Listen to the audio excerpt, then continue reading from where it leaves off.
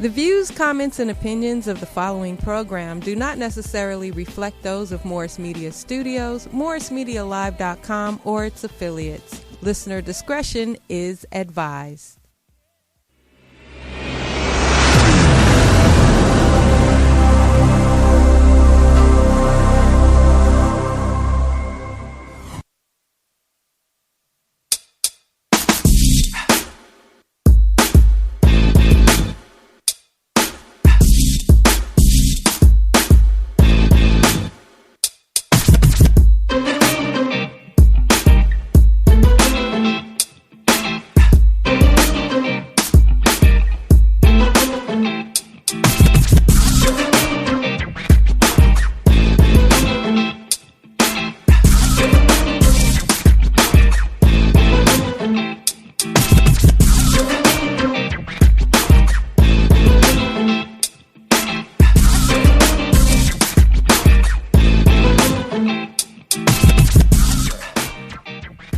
Welcome to Melanated Politics. I'm Eric Clark. And I'm David Harper. Thank you for tuning in. Go ahead and call in at 323-293-3375. Mr. Harper, what's going on like Marvin Gaye, my brother? Oh, man, it's been a lot going on in the world. I've been holding the family down during this COVID-19 pandemic. But I think we need to just get right into what's going on because there's so much to talk about, so much to dissect. Very important issues happening to the black communities, just communities in general, but melanated communities in particular. So, I think we should get right into it. Well, according to the CDC, 1.6 million total cases have been established regarding the coronavirus, and there's also been 96,000 deaths in the United States alone. And guess what, Mr. Harper? Americans are going crazy. We are also going to speak directly to the families of Ahmaud Arbery as well as Breona Taylor. Also, Mr. Harper, your boy, Joe Biden, we all pretty much have heard by now. He basically told Charlemagne the God, if you don't vote for me, you're not even black. Ladies and gentlemen, you see how he says, whether it's Donald Trump or Joe Biden, although white guys are my boys. I don't know how I got like that, but somehow that just happened. But continue, sir.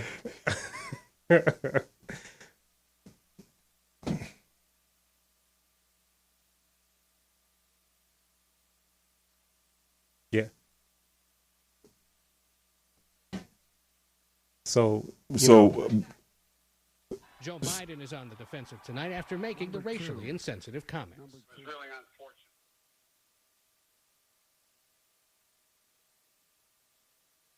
The controlled press, the white press, inflames the white public against Negroes. The police are able to use it to paint the Negro community as a criminal element. The police are able to use the press to make the white public think that 90% or 99% of the Negroes in the Negro community are criminals. And once the white public is convinced that most of the Negro community is a criminal element, then this automatically paves the way for the police to move into the Negro community, exercising Gestapo tactics, stopping any black man who is on the sidewalk, whether he is guilty or whether he is innocent, whether he is well dressed or whether he is poorly dressed, whether he is educated or whether he is dumb, whether he's a Christian or whether he's a Muslim. As long as he is black and a member of the Negro community, the white public thinks that the white policeman is justified in going in there and trampling on that man's civil rights and on that man's human rights. Once the police... Okay, Brother Malcolm. How's Malik El-Shabazz? Still pertinent information, still things that apply to us on this very day. And Malcolm X obviously has always been a hero and a stand-up guy. And there should be so many streets named after this man. And we should have a national holiday regarding Malcolm X. That's something we should, not now, but right now, go ahead and establish that on all different type of local, national, political levels, and everything else that we have to do to establish that great man's. Do you think Malcolm X should have a national holiday before we move on, my brother? Absolutely, and I think that we really don't need permission to do that. I think as a community we can just do that. I mean, it's great if it was a national holiday, it was recognized, but you got to understand, like that's us, and it's really for the world. But sometimes the world has a hard time accepting truth, reality, and he had amplified truth and reality, and representing melanated people all around the world, but particularly in the struggle. So yeah, national holiday for sure. We would like to give love and a shout out and respect to Ahmaud Arbery's family, his mother, his sisters, his cousins, his grandparents, if they're still around, all of his friends. We put ourselves in this brother's shoes. There was a modern day lynching of this young brother in the state of Georgia. And it's sickening because for a lot of us melanated folk, it just seems like it just happens over and over and over again. And the reason why one of the many reasons why we decided to make this one of our most important topics of discussion on this Sunday is because that could have been us. Had we been this young brother, 25 years old at that place at that time, with the Klan out there basically saying, you know what, you can't be on my street. You can't be on my neighborhood. We'll elaborate on that in a minute, but let's go ahead and check out the latest events and news on our dear brother, Ahmaud Arbery. A graphic video, a shocking shooting, and many unanswered questions. This cell phone footage is believed to show Ahmaud Arbery jogging in a South Georgia neighborhood before coming upon two men in a truck. The 25-year-old tries to get around them, and then the video, released yesterday, has brought national attention to the incident, which took place on February 23rd. Some believe this is yet another example of an unarmed black person shot and killed unfairly. Charges were not initially brought against the two men, Gregory McMichael and his son Travis. But after the video's release, a Georgia prosecutor announced he plans to call a grand jury. He was a happy-go-lucky person. He loved his family. Wanda Cooper is Aubrey's mother. In an interview yesterday, she said the process has taken too long. A lot of time has passed, and I'm ready to get these people who are responsible, in jail. Gregory McMichael told police he thought Arbery looked like a suspect in a nearby burglary. He said he and his son followed Arbery and told him to stop. Then McMichael said Arbery, quote, began to violently attack them. McMichael had been an investigator in the district attorney's office and a police officer. And according to the New York Times, one of the original prosecutors on the case argued there was, quote, insufficient probable cause to arrest the two men. But he later requested to be removed from the case because his son worked in the prosecutor's office with Gregory McMichael. Today, the local president of the NAACP called for immediate action. So right now, we're calling for a law system that operates in integrity. And we believe that begins with the dismissal of the police chief that was in charge at the point of this incident. Meanwhile, Georgia courts remain closed. Okay, so ladies and gentlemen, what I want to start off by telling you while watching this and kind of and piggyback off of what Eric said, it was a modern day lynching. And a lot of people have been saying that's hyperbole, that's a little overreacting because it was an actual lynching, but it was a mentality of killing, destroying a life that doesn't exist.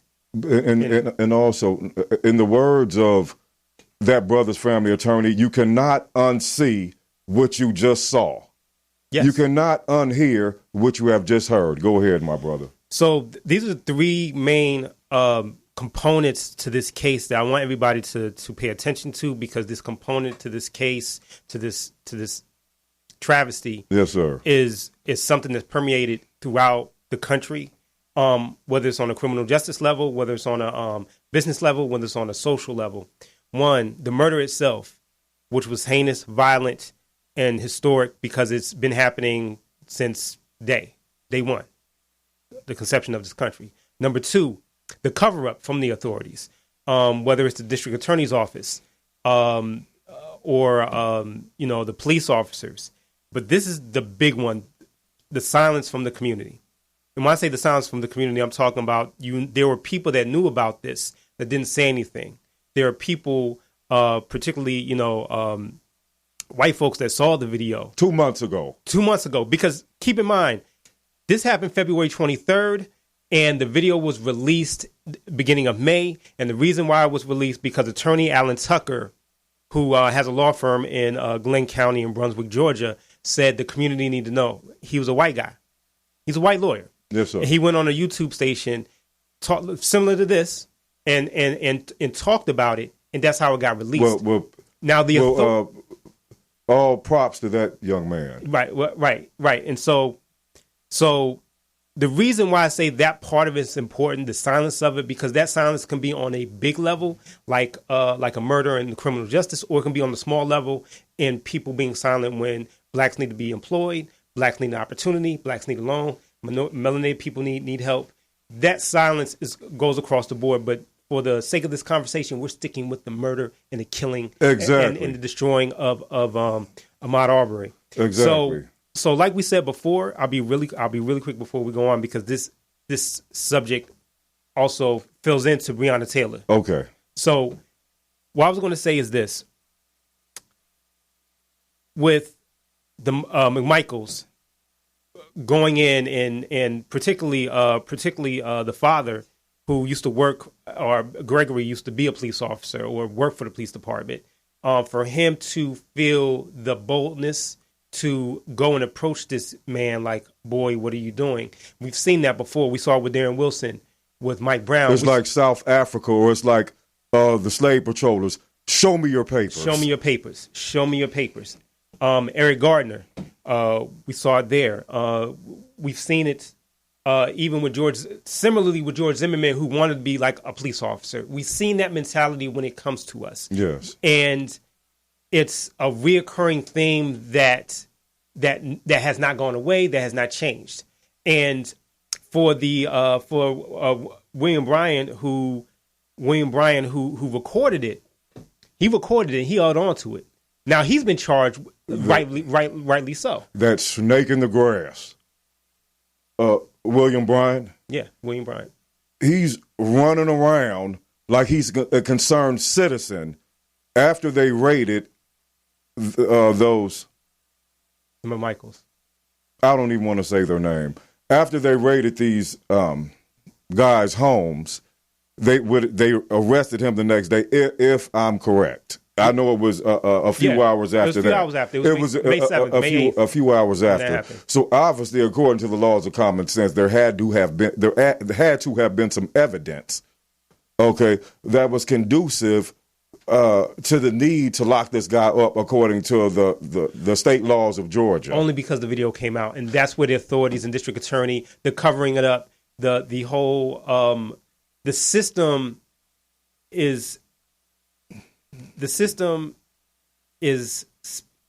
filled with folks that are complicit in covering. And this is also covering all this up. This is also a passed down generation to generation thought in certain people's psyche that a black life is devalued, an animal. A black life was never valued. Never valued. Never valued. You know, we never came over here, and we were here before we came over as slaves. Let's get that out of the way. Peace to the Olmecs and all the Native American brothers. They look like myself and David. But nevertheless, with the transatlantic slave trade, we were never brought over here to vote, to have rights, to be successful, to integrate. We were used as property to make someone else money after they cleared it out via the Trail of Tears. Okay, now also, this guy William Bryan, it shocks me how this man was better than Denzel, Tom Hanks, Tom Cruise. This guy did a stage play top-notch performance as a concerned citizen, but it turns out he was actually engaged in confined in detainment. Yes, because he blocked the car off at different times. So, well, that goes into what really goes into the guts of it. Again, is the action and the cover up with law enforcement and the whole criminal justice system, particularly in Glenn County. But the part that we as melanated people, black, brown, anybody has melanation in them, you're going to have to deal with this broad. Look, I'm not saying anything. I'm not doing anything.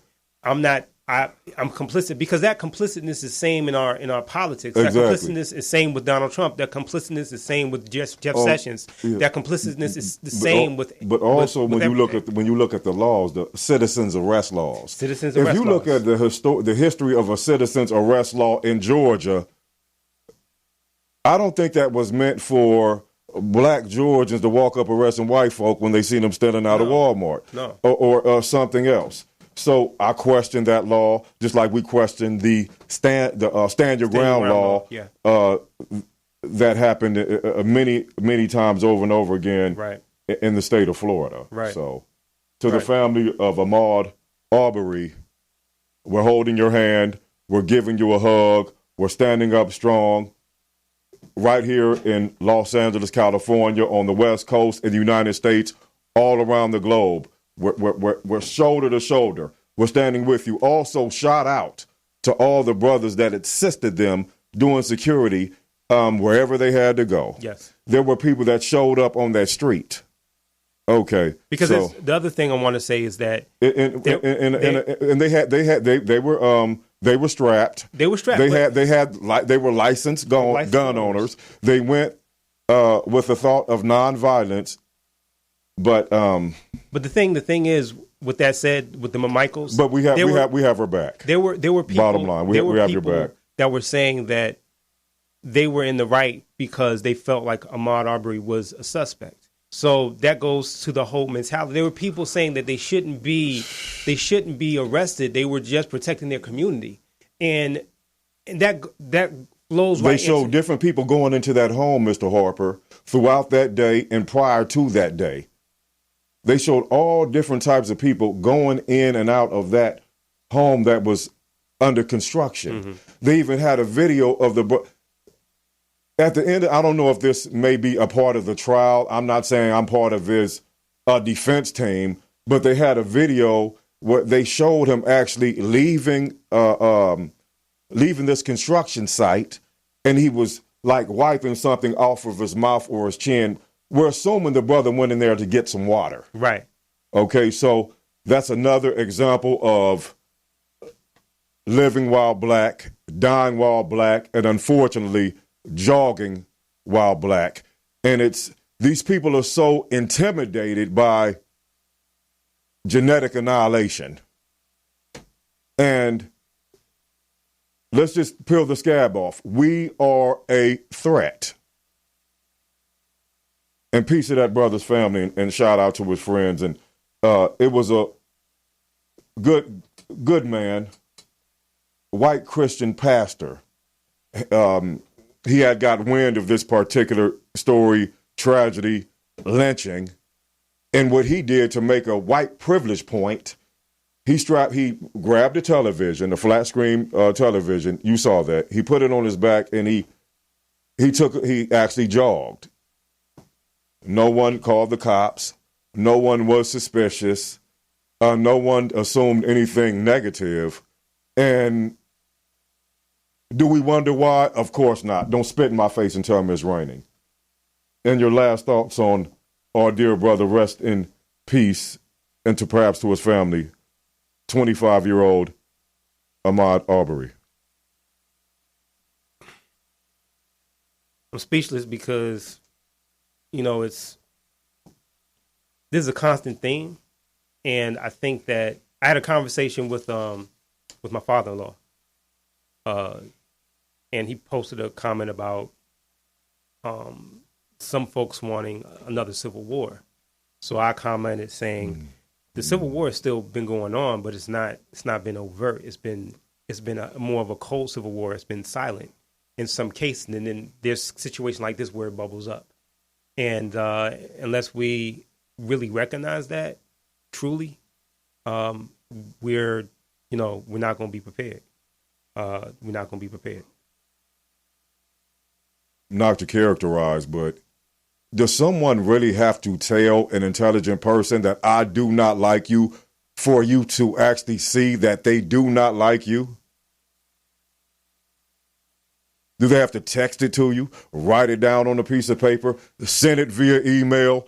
Or, I'll tell you what, if you ever want to know how anyone feels about you, cover up your ears and just look at how they treat you. One of the most significant parts of the Malcolm X video is how all this relates to what's going on in America today, positive and negative. And with our sister, Breonna Taylor, that was a tragedy.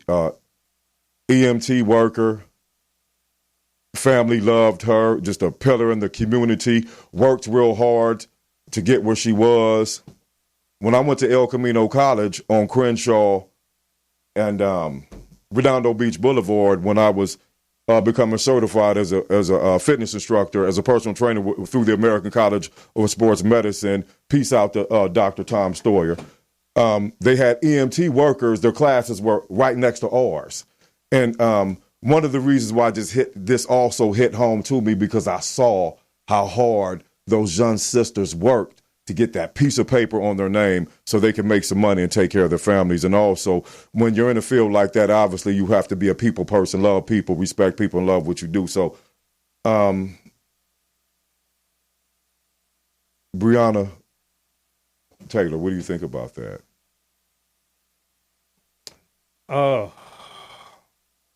This one's both are hard, but this one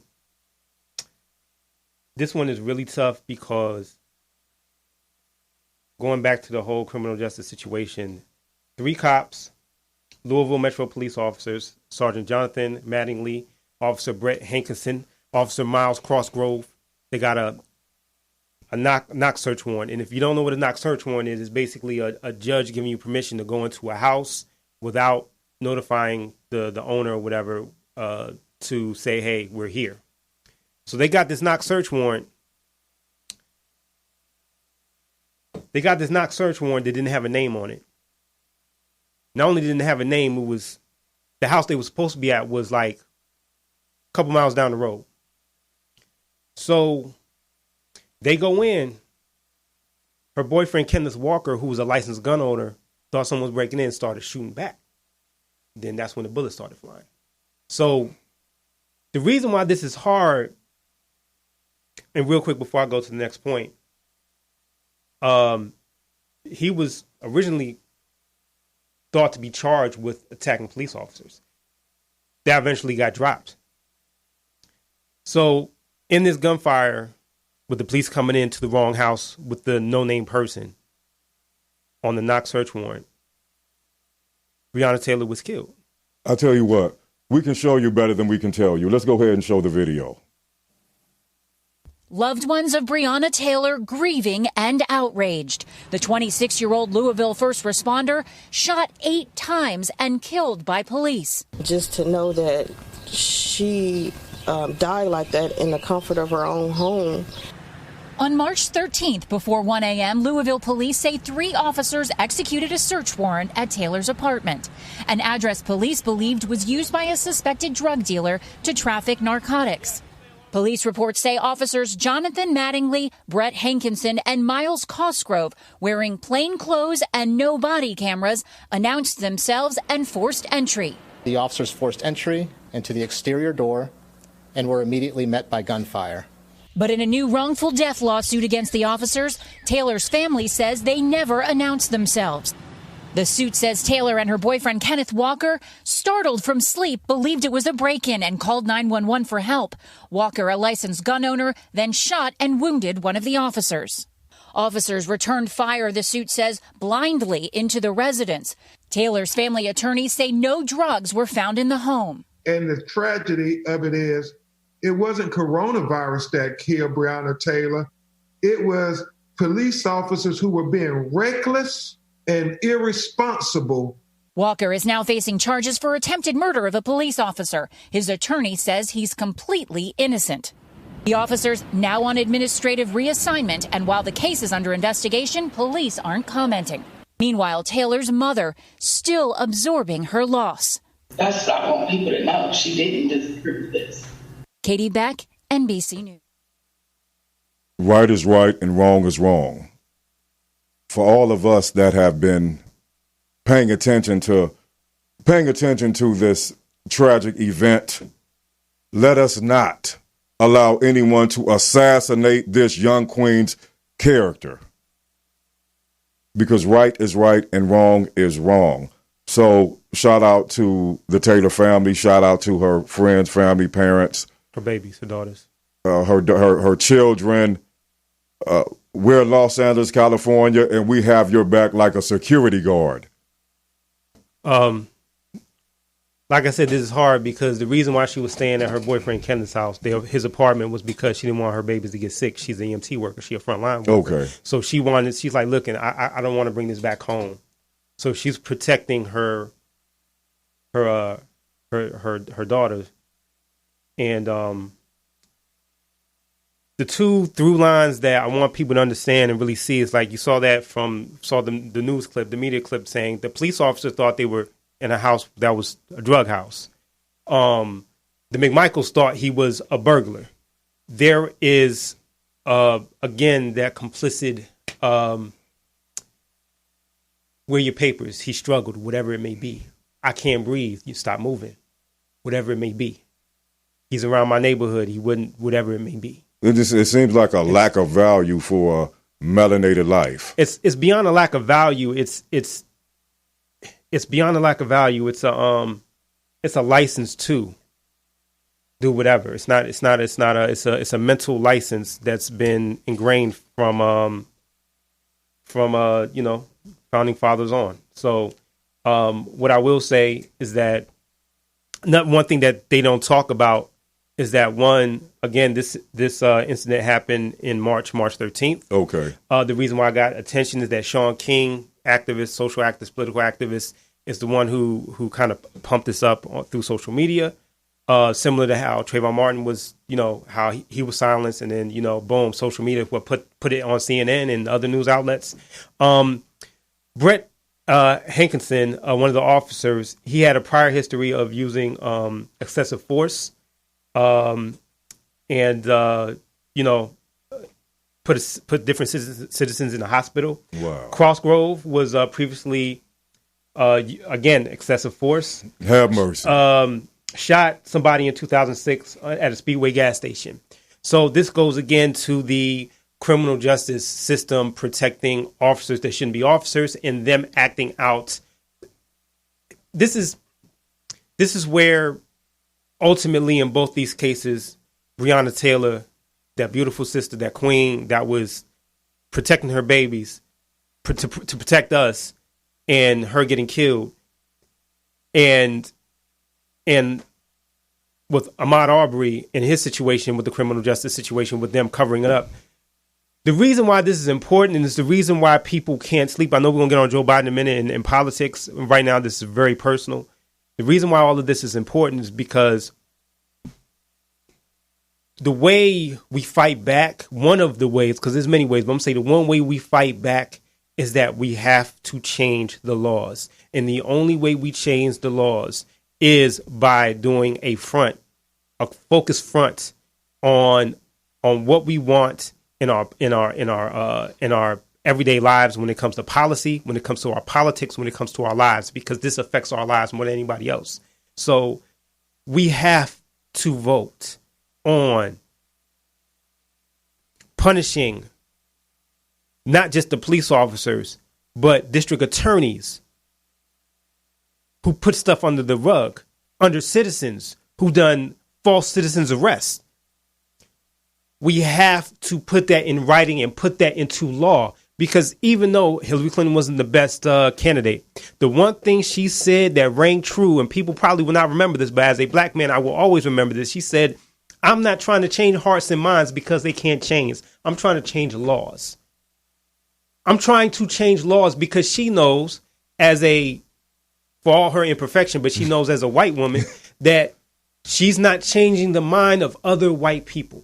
Even white people, some white folks, and we're not painting all white folks in the same category, but some white folks that, hey, I don't agree with the shooting. It's a sad event, but you know what? I don't think they should be punished like that. Like with George Zimmerman, George Zimmerman, the one of the jurors said, Georgie, I understood where he was coming from. It's sad. He killed a man. He killed a young man. And if you're not going to change the mindset, so you have to change the law. You have to change the written laws and policies that's written against us. So that's where the politics come in. I drove past Crenshaw High School on the way here. Mm-hmm.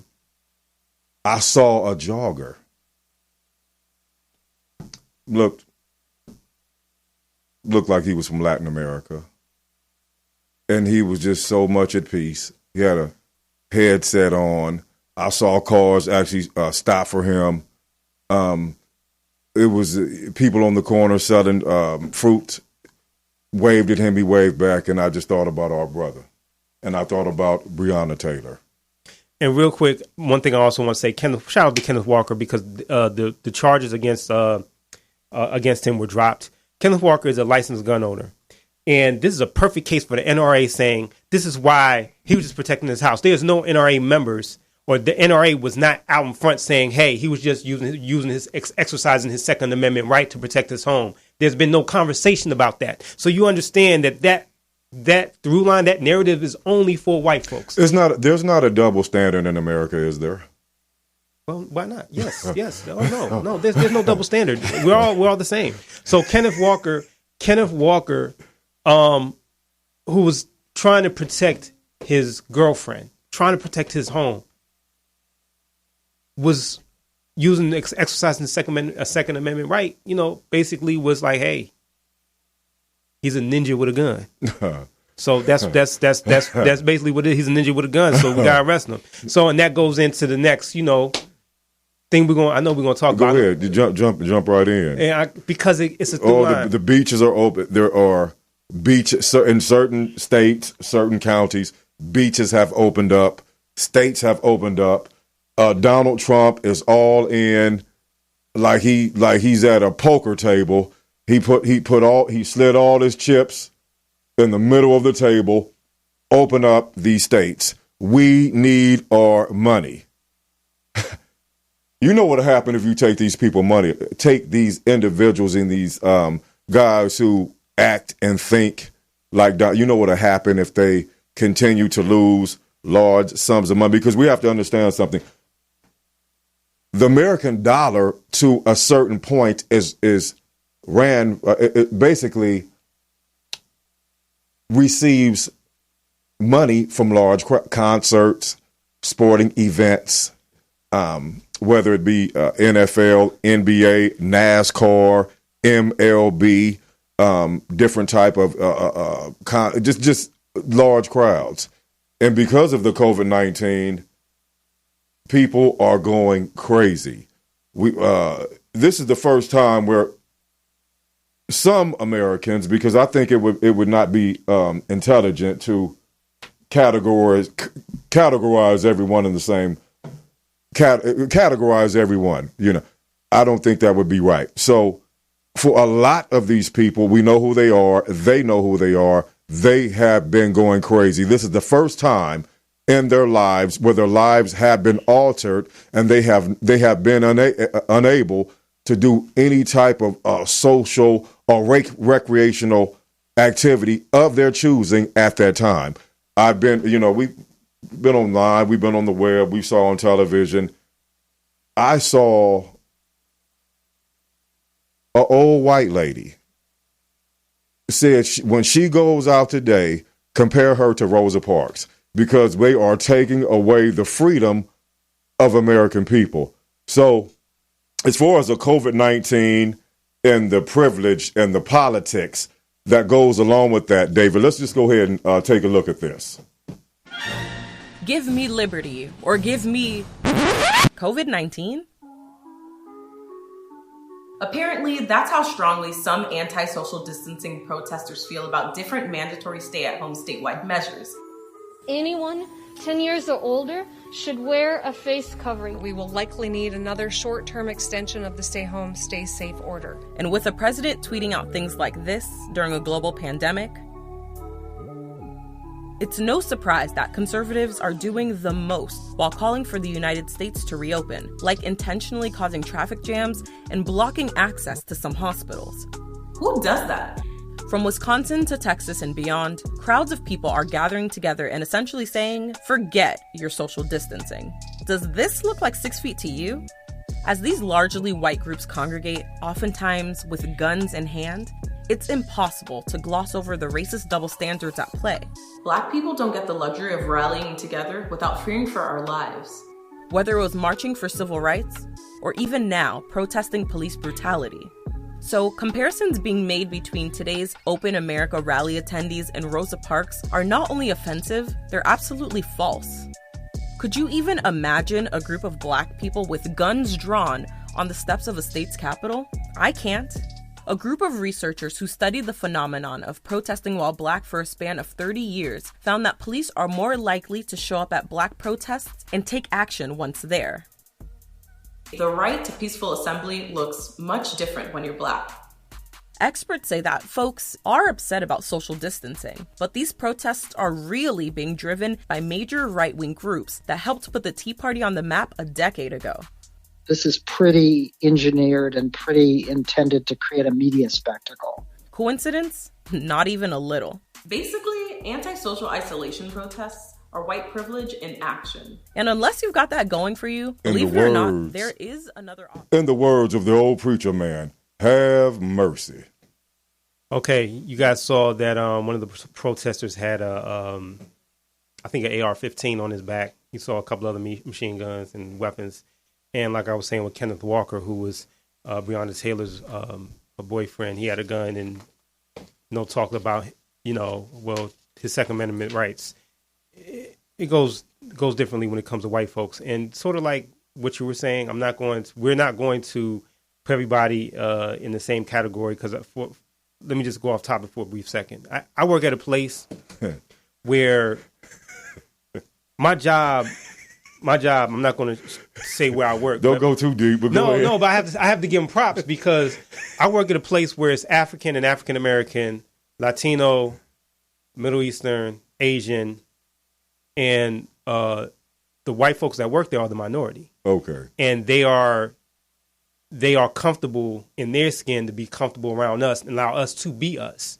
And when I see, and they were on top of, I got to give it to my bosses, they were on top of COVID-19 from day. They didn't want us to get sick. They protected everybody from they put hand sanitizers, had signs, wash your hands, customers, please wash your hands, whatever.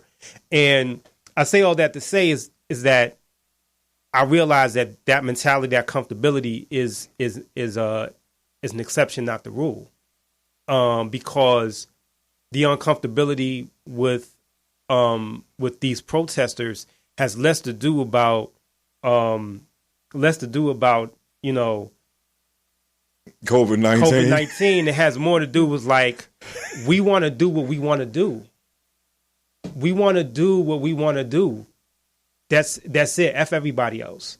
And if we feel uncomfortable about you, I may want to kill you. One of the most common themes are they're taking away our freedom. The government is taking away our freedom.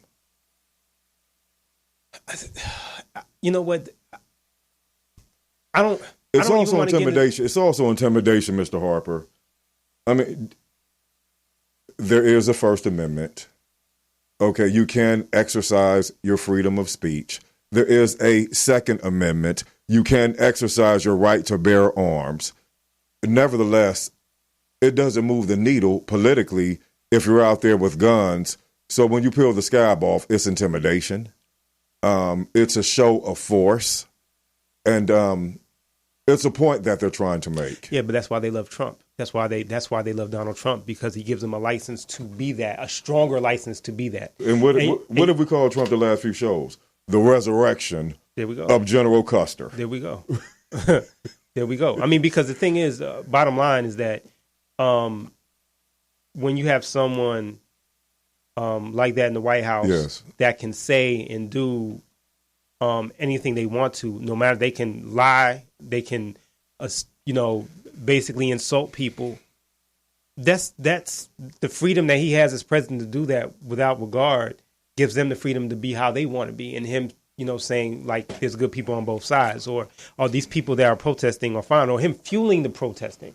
And that's, I truly believe, even when, because I do believe he's going to be removed from office, even when he gets removed. Removed how? He's going, because people are going to vote him out. Well, you think he's going to get COVID-19? I don't think he's going to get COVID-19, but he's going to lose. But the reason why, here's the thing, the reason why I feel like, well, one, he's going to lose. There's not enough states that support him. But really quick, it's going to get worse before it gets better, because once he's gone, then that whole feeling of like, it's going to be desperation. I personally think that he will be reelected. We would be remiss if we did not mention that he is so against mail-in voting. Yeah. I don't know why he's against it, because I think a lot of people will vote for Donald Trump if you can't see them visually, if they're at a location where you can actually go and vote. I think it's safer, because out of everything that's snake in the grass, Donald Trump said during the last election cycle, and we don't have to, go off and they're not sending their best, they're sending drug dealers, they're sending rapists. Judge Muriel, he can't preside over a case because his parents are straight up Mexicans. Oh, there's my African American S-hole countries. Good people on both sides in Charlottesville. The access tape, no respect whatsoever from women or any shade or background. And guess what? They still voted this man in. So, like I said, this is a movement for this guy, which basically leads us into our next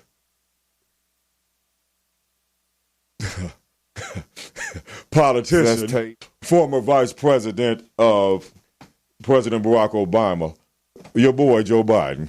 Yeah, he does it again. He does it again for whatever reason. Because I'm wearing a white shirt. That's what it is. I'm wearing a white shirt today, so every old white man is my boy. Let me tell you something, bro. That's the way it works. Before he was a little bit of gray here. You know what my nickname was in Compton? What was your nickname? White boy. Okay, I got it. Let me explain that to you. My dad, my family was the United States Army.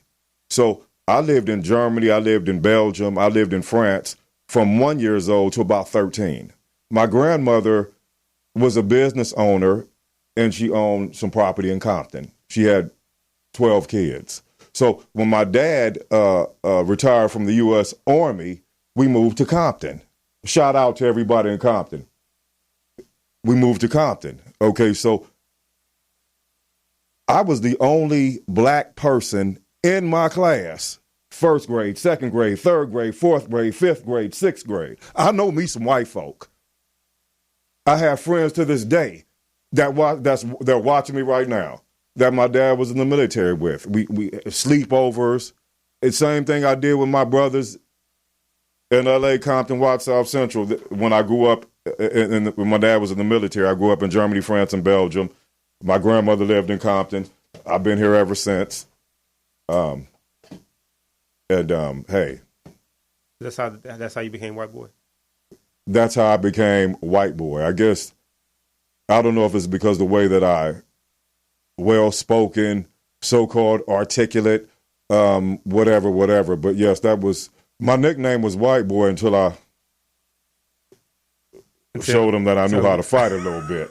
So, yeah, so that's my story and I'm sticking to it. So back to your boy. So you always go back to that. Joe Biden. Okay. I know we have to talk about this, but this is okay. Some people just get some people get too comfortable. Oh, yeah. When they're around people. Yeah. And when he was being interviewed, Let's just go ahead and show it. Let's show it. Joe Biden is on the defensive tonight after making the racially insensitive How was comments. that? No. I shouldn't have been so cavalier. His remarks came in an interview with influential black radio host Charlemagne the God. But I tell you, if you have a problem figuring out whether you're for me or Trump, then you ain't black. It don't have nothing to do with Trump. It has to do with the fact I want something for my community. That brought immediate criticism from black Republicans, including South Carolina Senator Tim Scott and Michigan GOP U.S. Senate candidate John James. Do you really believe that a black person who doesn't vote for you is therefore not legitimately black? CBS News polling shows Biden is supported by 9 in 10 African-American voters nationwide. Many are standing by him, but today acknowledged concern. His greatest strength is being kind of a gut, off-the-cuff politician, and in this moment, it really jumped up to hurt him.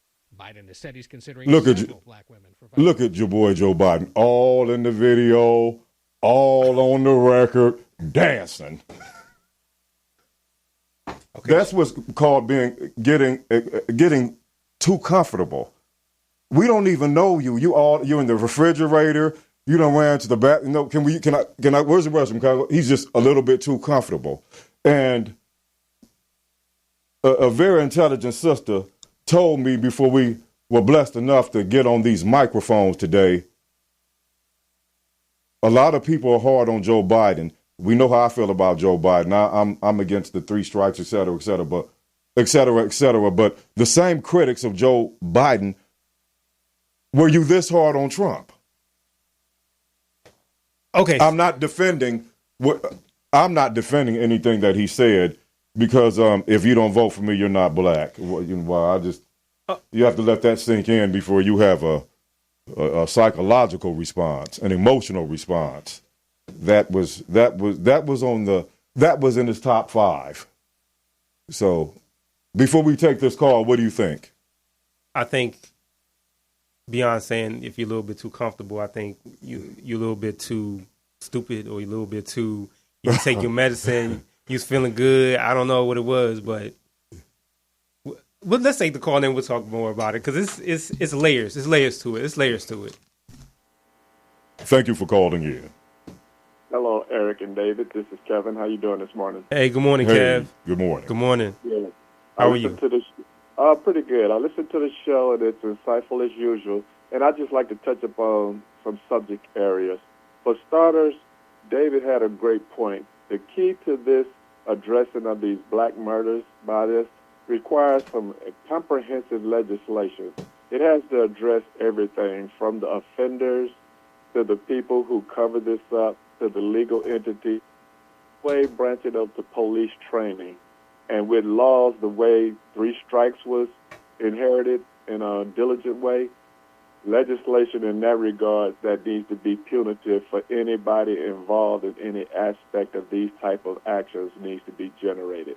That needs to be communicated to Joe Biden, the Congressional Black Caucus, and any other legislation-generating entities. That's just my quick point on that.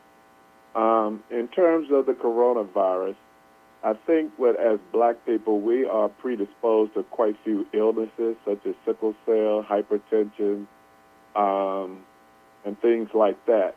And so it makes us part of a vulnerable population. And as you can see that a lot of the deaths are disproportionate to people of color, regardless of what others are doing. So with that said, I think we need to have a philosophy that embraces us, and personally don't listen to anyone but the medical experts and the numbers generated by the CDC. Because the thing about this coronavirus is still on an upward trajectory in terms of infections and deaths. And Trump and the right and these people, they look at us as opportunities, whether it's for political gain or they boost the economy. They look at people as expendable and disposable.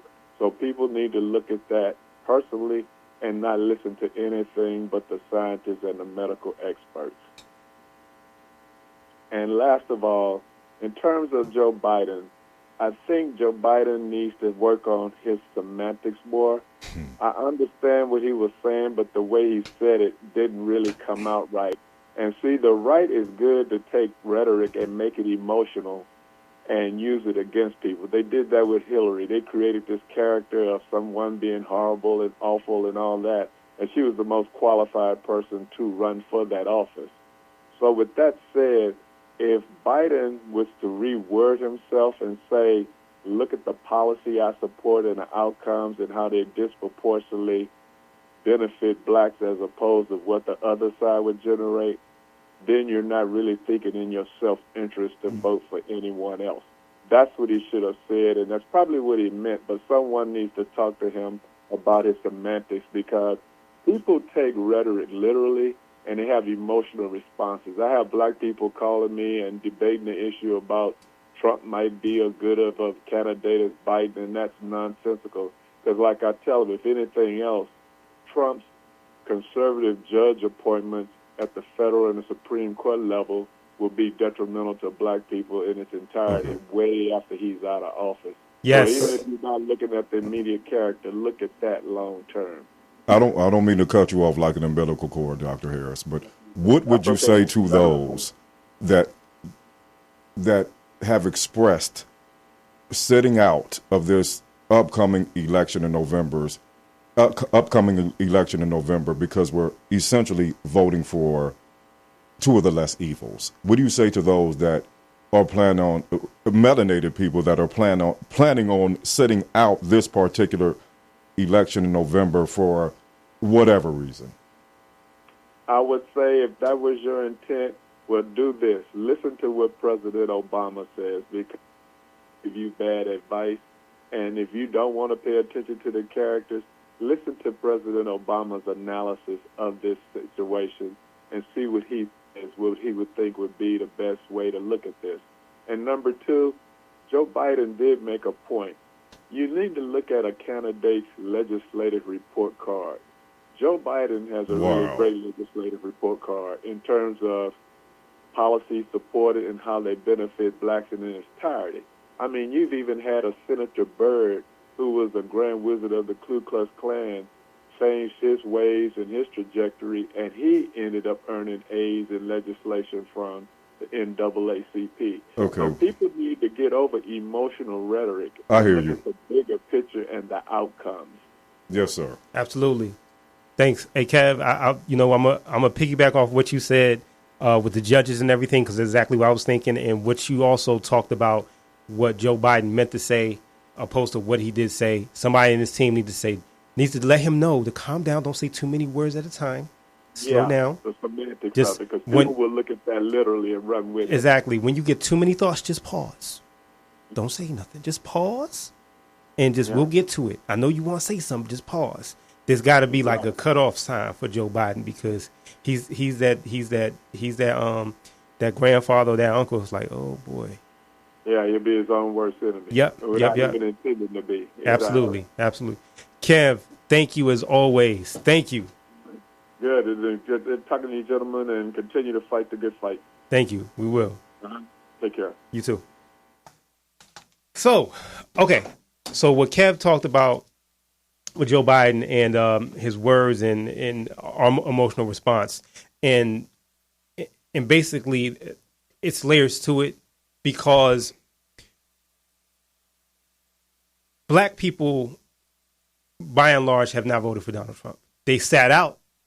A good portion have sat out. The 2016 election, I suspect that maybe not the same amount, but a certain amount is going to sit out the 2020 election. Donald Trump, Mitch McConnell have put in circuit judges that have a belief system in protecting officers, like in the Breonna Taylor case, like in the Ahmaud Arbery case. So this goes to, again, what we're talking about, life and death policy. Not just that, but also policy to, let's say, lessen, because a lot of people don't realize this, when COVID-19 hit, a lot of the small businesses that have been damaged, that didn't get a chance to get that money, has been black-owned businesses. Mm-hmm. They have not been able. I'm glad you mentioned that. They haven't been able to get touched and been helped by the government. So when Joe Biden says, if you have a hard time voting for me, then you're not black, in essence, you're not thinking of black issues. He is not the best. He's not the right person to say it. I'm not saying he is. He's not the right dude, but I know where he was coming from. And I'm sorry. Like I was talking to my wife today, and she was like, today was yesterday. She was like, Uncle Joe's comments, man, why did he say that? I was like, you know what? It's hard for me to look at him when I'm thinking about Breonna Taylor. It's hard for me to look at him when I'm thinking about Ahmaud Arbery. And I see the breaking down of what Obama was trying to do, because when Obama and former Attorney General Eric Holder tried to do a dissent decree after Ferguson, and basically that dissent, and Loretta Lynch, I cannot forget Loretta Lynch. They tried to do a dissent decree where they would withhold funds to these police departments that do stuff like this, and when Trump got in, and Jefferson Sessions. So you have to understand. Yeah. You have to understand how real it is. It's not little lizard Jefferson Sessions. You got to understand how real this situation is, because it's a and not just that, and also the Supreme Court, and slowly taking down the Voting Rights Act.